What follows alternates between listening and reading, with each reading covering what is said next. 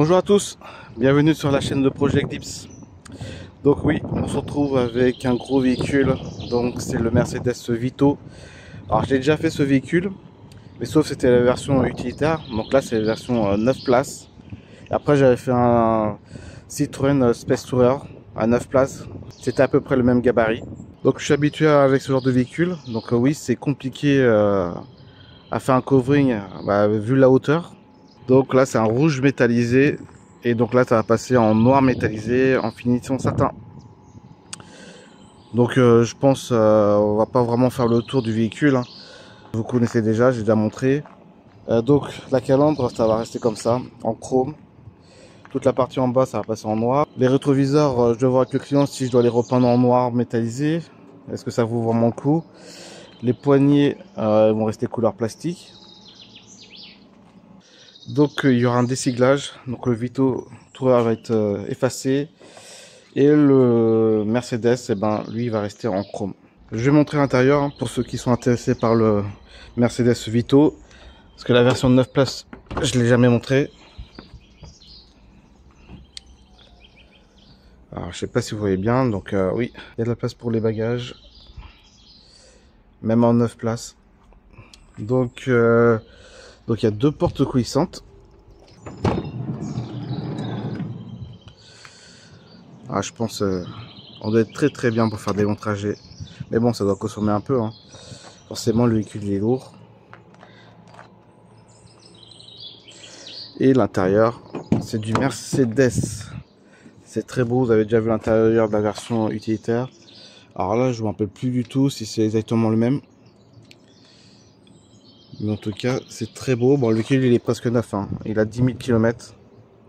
Rien à dire, la carrosserie, elle est nickel. Donc voilà, on a fait le tour. Il n'y a pas grand chose à dire. Donc on se retrouve tout à l'heure pour le résultat final. Ciao!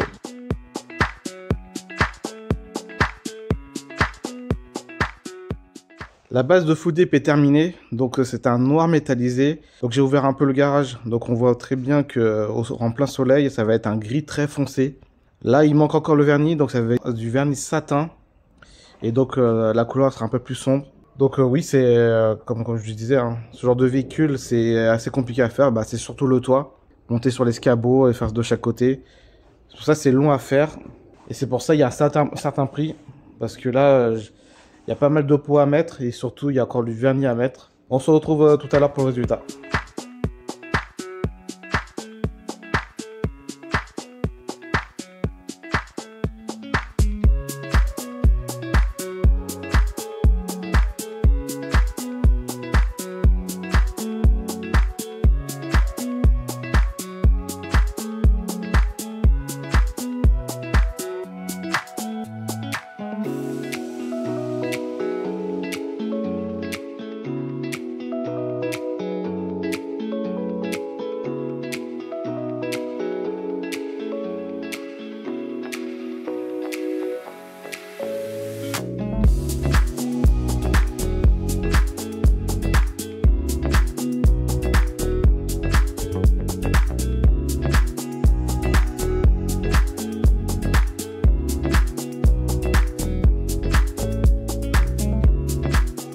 Et la peinture pelable est terminée.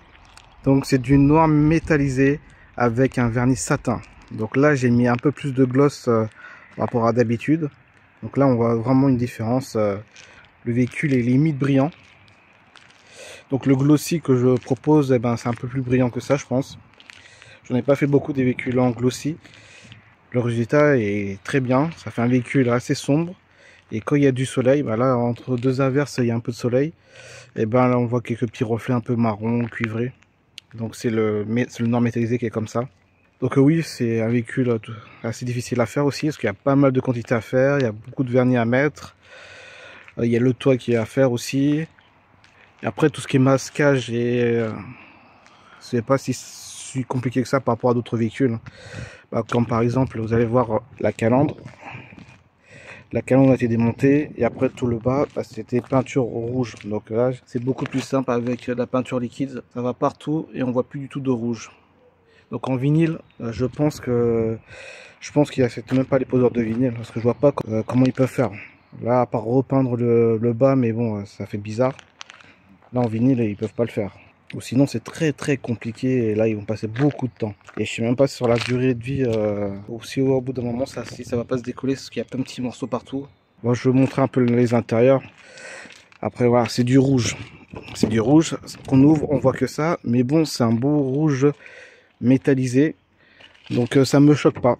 Ça, bien sûr, ça fait une belle différence, mais le noir cuivré et un peu rouge à l'intérieur, c'est pas quelque chose que je trouve étrange.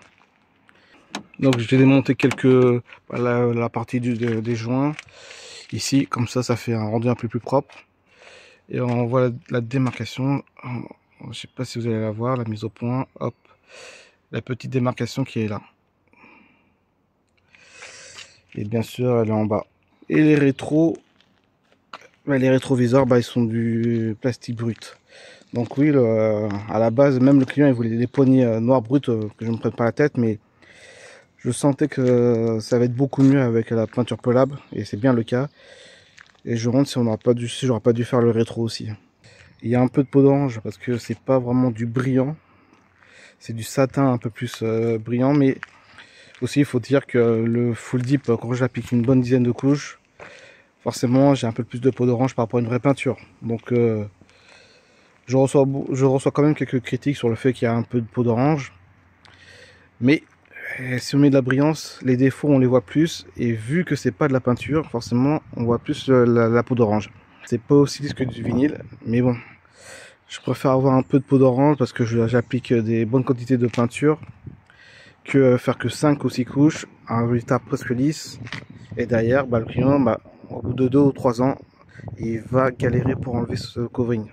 En tout cas, je vous remercie d'avoir regardé cette vidéo, et bien sûr, likez, mettez des commentaires sur la vidéo si vous avez des remarques, et si vous avez aimé la vidéo. Ciao pour une prochaine prestation.